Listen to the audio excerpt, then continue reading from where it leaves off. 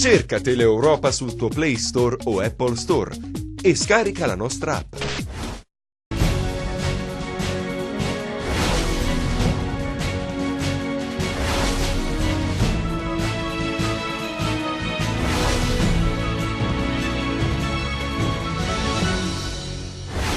Caso di un bimbo disabile punito in una scuola a Crotone è stato denunciato dal Garante per l'infanzia e l'adolescenza della Calabria, ha chiesto sanzioni per i responsabili. La DDA di Catanzaro ha chiesto il rinvio a giudizio per i 188 indagati nell'ambito dell'inchiesta Stige scattata nello scorso gennaio, coinvolti politici e imprenditori ritenuti dagli inquirenti collusi con la cosca Farao Marincola. Bloccato dai carabinieri, un 41enne di Nicotera avrebbe costruito una pistola grande come una pendrive. L'arma, realizzata in maniera artigianale, può sparare colpi calibro 6,35.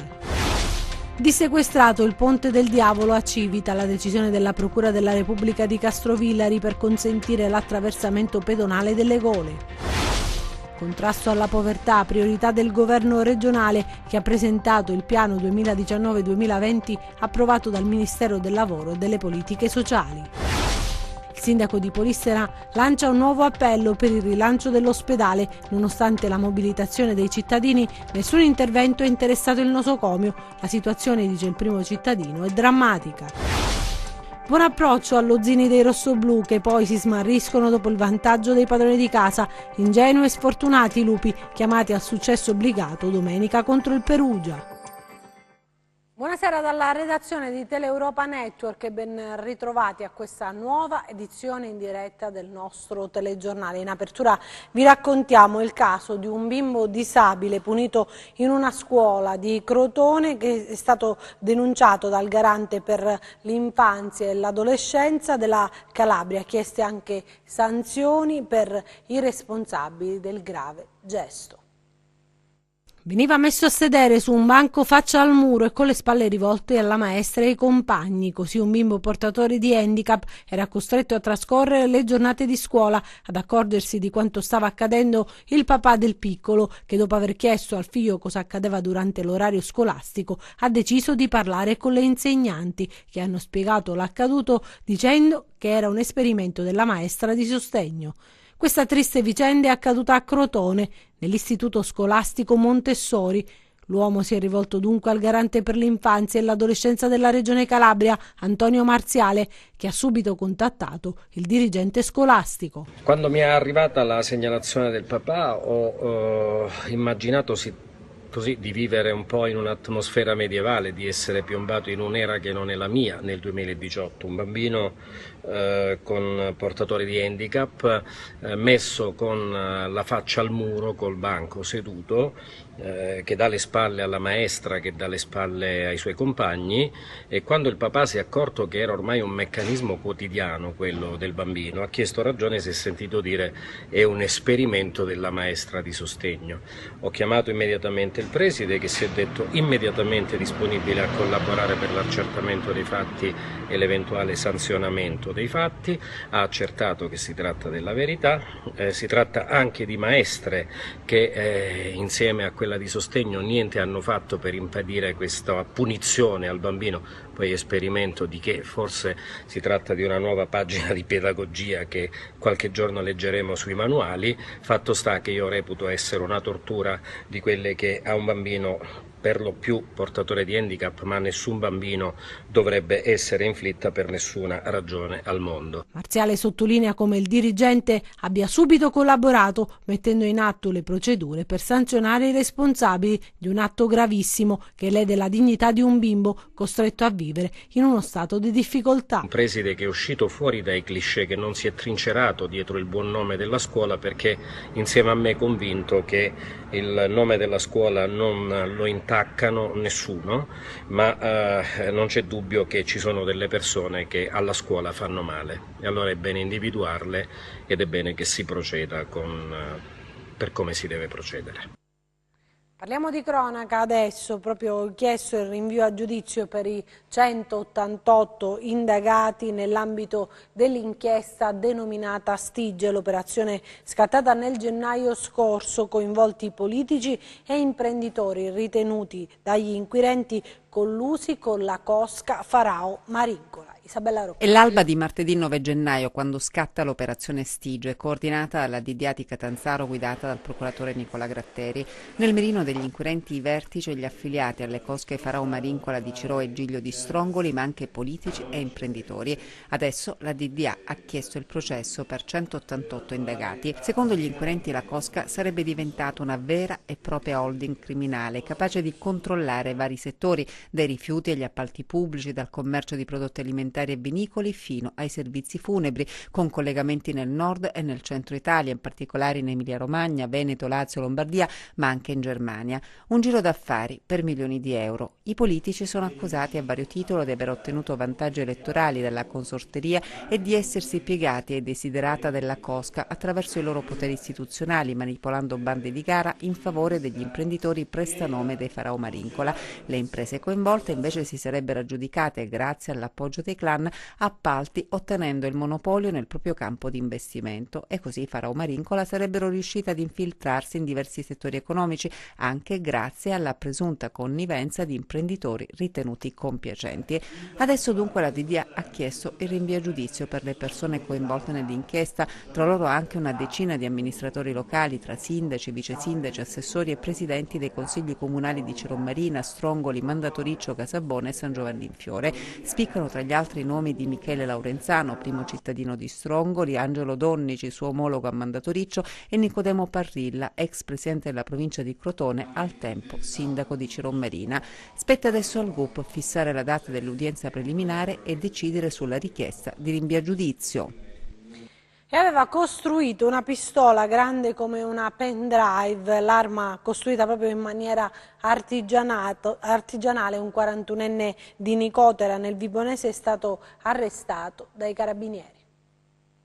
Una pistola artigianale dalla forma e delle dimensioni di una pendrive. L'hanno scoperta i carabinieri di Nicotera, che hanno arrestato colui che, oltre a detenerla, l'aveva proprio realizzata. Si tratta di Danilo Mancuso, di 41 anni. L'uomo è stato bloccato nella frazione Badia di Comerconi di Nicotera. Addosso aveva questa particolare arma illegale, la cui caratteristica principale sta nel fatto che ha dimensioni molto contenute, come fosse la chiave di un'auto o come una pendrive che ormai si è usi portare con sé. L'arma, grazie a questa forma assolutamente anonima, si mimetizza bene con quello che è il suo reale uso. Infatti non sembra assolutamente un'arma e quindi può essere potenzialmente trasportata in assoluta discrezione.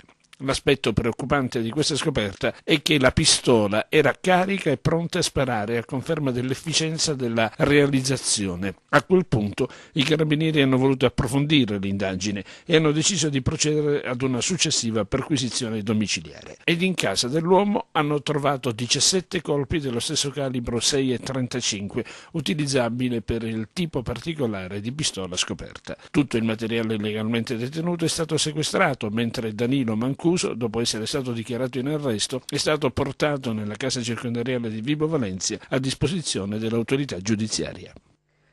Inizierà a novembre a Cosenza il processo a carico di due persone ritenute rispettivamente il mandante e l'esecutore dell'incendio del bar in via Caloprese.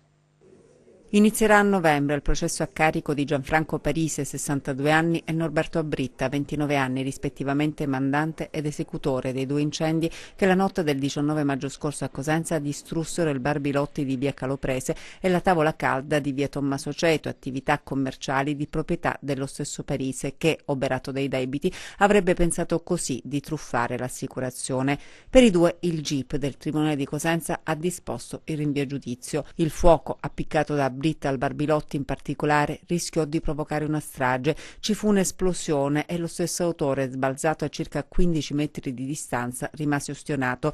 Gli inquirenti nel corso delle indagini riuscirono a raccogliere indizi ed elementi mettendo insieme tutte le tessere del puzzle. Parise fu arrestato meno di un mese dopo, quella notte di terrore, per l'esattezza il 14 giugno, mentre l'esecutore materiale si costituì ai carabinieri il 19 luglio. Rischiò di far saltare un intero palazzo e di di provocare una strage per 200 euro. La sanità adesso, lasciamo per il momento solo la cronaca, nuovo appello del sindaco di Polistena per il rilancio dell'ospedale. Nonostante la mobilitazione dei cittadini, nessun intervento ha interessato il nosocomio. La situazione, dice il primo cittadino, è davvero drammatica.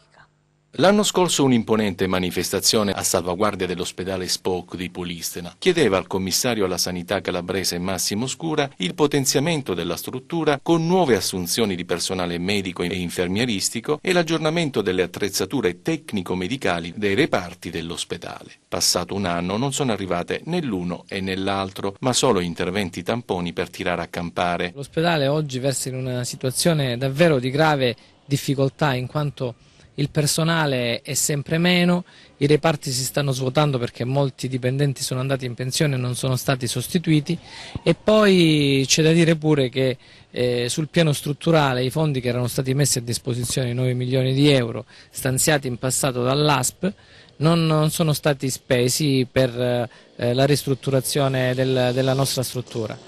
Si aggiunge pure un'altra cosa, che oggi Polistena tiene il carico di un'utenza che va oltre la piana di Gioia Tauro, perché stiamo parlando di tantissime persone che vengono dalla fascia ionica perché magari non hanno fiducia dei presidi esistenti lì, o addirittura vengono anche dalla parte del Vibonese. Il pronto soccorso ha 32.000 accessi all'anno, una cosa pazzesca. Un ospedale Spock in media ha 20.000 accessi, quindi qua stiamo parlando di una cifra spropositata che non consente più di operare anche in serenità a tutti gli operatori.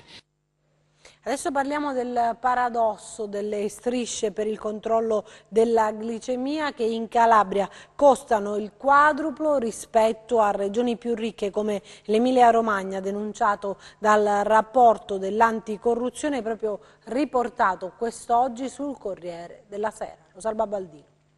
Forniture sanitarie e le regioni ricche pagano di meno, quelle povere di più, è il paradosso evidenziato dal rapporto dell'anticorruzione riportato oggi dal Corriere della Sera in un articolo firmato da Gianantonio Stella. L'esempio eclatante riguarda ad esempio le strisce per il controllo della glicemia, che da sole assorbono il 76% della spesa complessiva, per un totale di circa 389 milioni di euro. Scorrendo i dati sorge la domanda: com'è possibile che la stessa identica striscia per misurare il glucosio nel sangue dei diabetici venga pagata a 21 centesimi in una regione ricca come la Val d'Aosta, 19 in Emilia-Romagna e 56 centesimi in Calabria?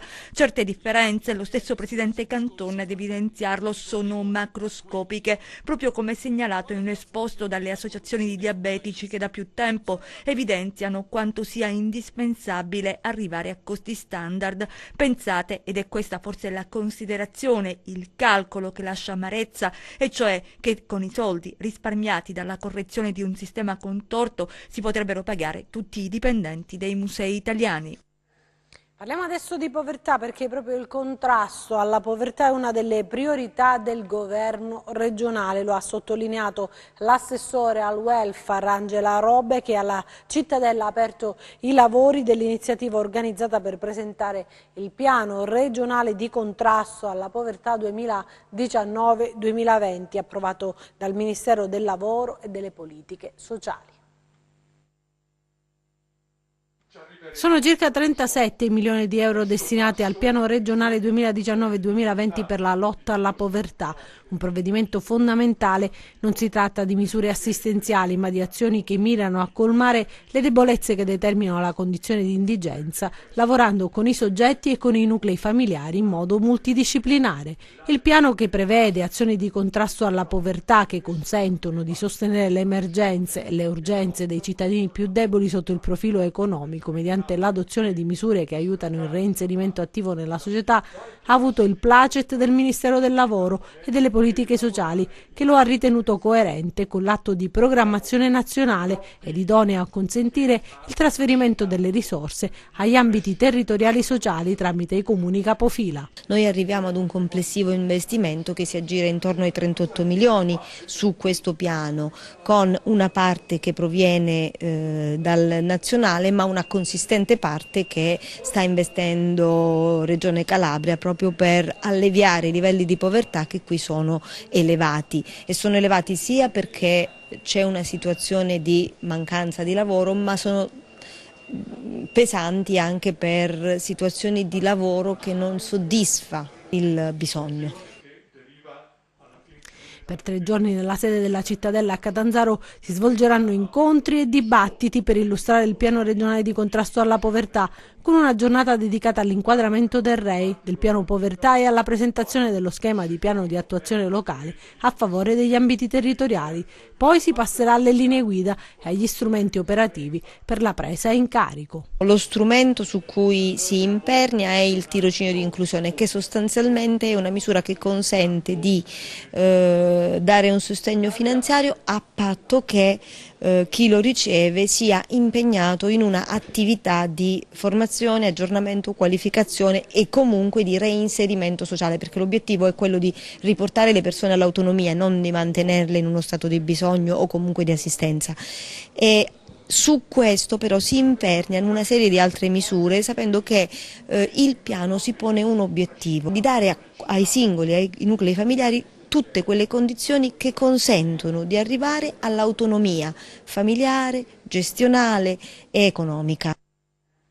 Adesso la cronaca con una notizia che arriva da Catanzaro, dove è stata confermata dalla Corte d'Appello di Catanzaro la condanna a 4 anni e mezzo di reclusione messa in primo grado dal GUP nei confronti di Amil Mehdi, il marocchino di 27 anni trapiantato con tutta la famiglia a Luzzi in provincia di Cosenza e accusato di essere stato aspirante di foreign fighter. Mehdi fu arrestato nel gennaio del 2016, lo ricordiamo, dalla Digos di Cosenza e dal Servizio Centrale Antiterrorismo. Le indagini che portarono all'arresto del giovane marocchino dirette dalla DDA di Catanzaro erano partite nel luglio 2015, quando l'uomo era stato espulso dalla Turchia perché ritenuto pericoloso. Secondo l'accusa, l'imputato di autoaddestramento ai fini di terrorismo internazionale è tuttora in stato di detenzione. Avrebbe voluto raggiungere la Siria per unirsi all'ISIS. Il giovane ha sempre rigettato le accuse, sostenendo di essersi recato in Turchia soltanto per motivi religiosi. Adesso vediamo i nostri 100 secondi di cronaca. Tragedia del Raganello, dissequestrato il Ponte del Diavolo. Il provvedimento è stato disposto dalla Procura di Castrovillari su richiesta del legale del sindaco di Civita per consentire l'attraversamento pedonale delle Gole. I carabinieri di Ardore Marina nel Regina hanno denunciato 14 persone ritenute responsabili a vario titolo di associazione per delinquere finalizzata alle truffe. Gli indagati acquistavano online mezzi e materiale agricolo che pagavano poi con assegni falsi. Avrebbero così guadagnato in maniera illecita oltre 200.000 euro. Incendio all'interno di una carrozzeria alla Mezzia Terme. Le fiamme hanno interessato un gruppo di filtri posti all'interno della cabina forno per l'essiccazione della vernice. Il tempestivo intervento dei vigili del fuoco ha evitato l'espandersi dell'incendio all'interno dei locali. A Catanzaro, incendio a ridosso del campus universitario di Germaneto. Sul posto sono intervenute 2 squadre dei vigili del fuoco. Anche gli studenti e l'università si sono adoperati per lo spegnimento del rogo. I finanzieri della compagnia di Vibo Valenza hanno individuato a Filandari un venditore ambulante di origini marocchine dedito alla vendita di CD riproducenti opere musicali di vari autori italiani e stranieri risultati contraffatti o esposti per la vendita in mancanza delle prescritte autorizzazioni. Il Baschi Verdi e la Guardia di Finanza hanno quindi proceduto al sequestro della merce, in totale 1000 CD, e alla denuncia dell'uomo. Controlli dei carabinieri in alcune aziende del Crotonese. A Petilia e a Policastro scoperti 2 lavoratori in nero, denunciati il titolare e il direttore. I 2 sono stati anche sanzionati per l'installazione abusiva di impianti di videosorveglianza. I 2 avvocati di Lamezia Terme hanno ricevuto un avviso di conclusione indagine da parte della Direzione Distrettuale Antimafia per favoreggiamento e minacce nell'ambito delle indagini sull'omicidio dell'avvocato Francesco Paiuso, ucciso il 9 agosto del 2016 a Lamezia. I fatti per i quali i 2 professionisti sono indagati non hanno però attinenza col delitto Paiuso. Per l'omicidio infatti è stato arrestato Marco Gallo, un insospettabile 32enne lametino, titolare di una società società di consulenze che per l'accusa sarebbe un sicario a pagamento. Uno dei 2 avvocati invece indagato è accusato di aver favorito la latitanza di Daniele Scalisi, un imprenditore ucciso all'età di 30 anni il 21 dicembre 2014 a Soveria Mannelli, centro proprio nelle vicinanze di Lamezia Terme. Cambiamo argomento. 30 esemplari di tartarughe caretta sono state salvate a Gioia Tauro dalla Capitaneria di Porto. Un soccorso in extremis effettuato dagli uomini della Capitaneria di Porto di Gioia Tauro. Ad essere salvati sono dei piccoli esemplari di tartaruga caretta appena nate, uscite dalle uova depositate sulla spiaggia di Gioia Tauro, presumibilmente un paio di mesi fa. Si parla di un centinaio, ma tante di loro sfortunatamente hanno trovato la morte per un inconveniente. Infatti, solo 30 di loro sono vive, recuperate e soccorse dalla Capitaneria di Porto di Gioia Tauro. Le piccole tartarughe, una volta schiuse le uova, invece di dirigersi, così come da istinto, direttamente verso il mare, alcuni di loro sono scappate sulla strada, quindi dal lato opposto, forse disorientate dai rumori, incontrando per loro sfortuna la morte, visto il passaggio frequente delle auto. Grazie ad una telefonata di segnalazione, gli uomini della Capitaneria hanno raggiunto il nido che si trovava precisamente a sud del torrente Budello. I piccoli esemplari sono stati subito sistemati per la loro sicurezza in alcuni contenitori, il tutto sotto la supervisione del personale dell'associazione Caretta Conservation di Palizzi, che opera sul territorio calabrese al fine di tutelare e valorizzare le risorse e gli ambienti naturali, con particolare riferimento alla salvaguardia della popolazione di tartaruga marina caretta.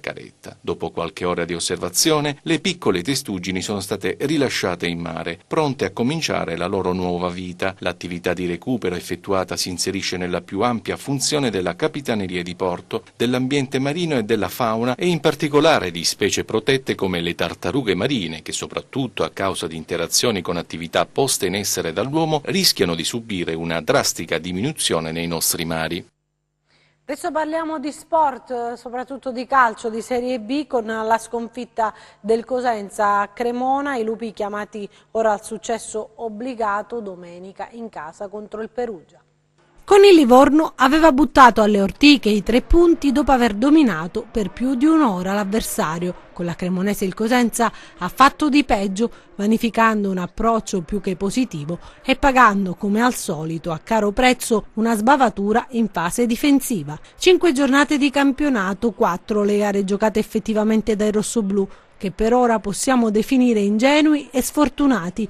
Ingenui perché tra i rigori subiti a Cittadella e i gol incassati dall'Ascoli alla prima giornata e dall'11 di Lucarelli pochi giorni fa si sono preclusi la possibilità di rendere la classifica più positiva e in linea con le aspettative di un inizio di campionato difficile ma non impossibile anche per una matricola. Sfortunati perché ad ogni errore commesso, e sono stati davvero pochi, è seguita una severa punizione da parte degli avversari di turno. Allo Zini, ad esempio, dopo 30 minuti di sostanziale equilibrio, caratterizzato però dalla buona lena degli ospiti, la discesa indisturbata di Mogos e la sua conclusione potente, finita alle spalle di Cerofolini, hanno cambiato la partita, dando fiducia ai grigiorossi e appannando quel coraggio che i lupi avevano mostrato nella prima fase. Si deve ascrivere all'ingenuità degli uomini di Braia anche la mancanza di incisività nelle poche occasioni da gol create, troppo molli i rossoblù davanti a Radunovic, puniti anche nel secondo tempo al primo affondo della squadra di Mandorlini, abile a concretizzare l'altra palla gol confezionata da Carretta e Paoligno. Sul 2-0 è stato difficile per i padroni di casa limitare i danni contro un Cosenza riveduto e corretto dal tecnico toscano che ha provato a svegliare i suoi con gli ingressi di Corsi, Tutino e Perez. Operazione fallita come la rincorsa al primo successo stagionale che si prolunga fino a domenica quando al Marulla arriverà il Perugia. Come atteggiamento mi sono piaciuti i ragazzi. Atteggiamento quello giusto, l'abbiamo presi alti, abbiamo giocato, abbiamo fatto 2 errori, abbiamo preso 2 gol. Le squadre di livello fanno così. Noi abbiamo creato una palla gol con Riccardo Maniero, l'abbiamo buttata fuori sull'1-0. Ma io ho visto una buona squadra che ha giocato la sua partita, che ripeto l'ha presi alti, non è facile venire qui a Cremona e palleggiare più di loro, perché poi loro sono molto bravi a fare questo e ripartire. Perciò mi dispiace solo per come abbiamo preso i gol, perché sono nostre ingenuità, però l'atteggiamento della squadra mi è piaciuto. E c'è anche l'appello del presidente del Cosenza, Eugenio Guarascio, che rivolgendosi ai tifosi dice: voi siete la forza vera del Cosenza, non abbiamo iniziato bene il campionato di Serie B così atteso dopo tanti anni, 2 punti in 4 partite giocate, ma c'è una squadra viva che lotta e che compete, dobbiamo stare tutti uniti in questo momento, il vostro apporto è fondamentale, il campionato è lungo, è appena iniziato e non bisogna farsi prendere dallo scoramento, il traguardo raggiunto con tanta fatica, dobbiamo difenderlo con le unghie e con i denti e sono certo che la squadra si farà valere a partire dalla gara di domenica contro il Perugia. Il mio non è il solito appello a voi, ma un momento di condivisione vera, parlando in un linguaggio di verità e di unità. La B è un patrimonio di tutti, ma soprattutto vostro, che ci sostenete con tanta passione dentro e fuori casa. Domenica al Marulla i ragazzi hanno bisogno davvero del vostro calore. Queste le parole del presidente Eugenio Guarascio. Noi invece adesso vediamo le previsioni del tempo.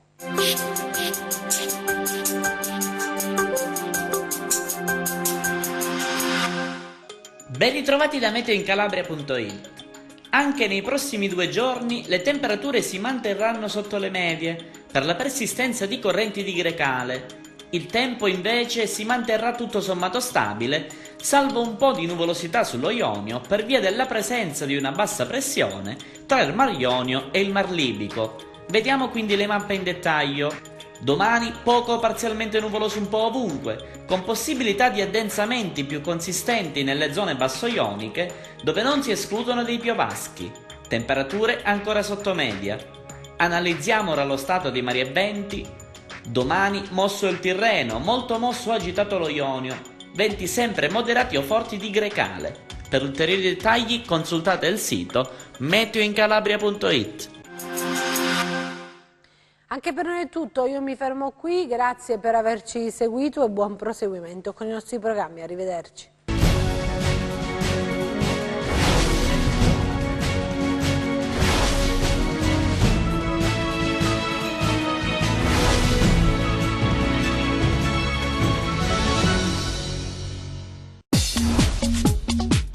Cerca Teleeuropa sul tuo Play Store o Apple Store e scarica la nostra app.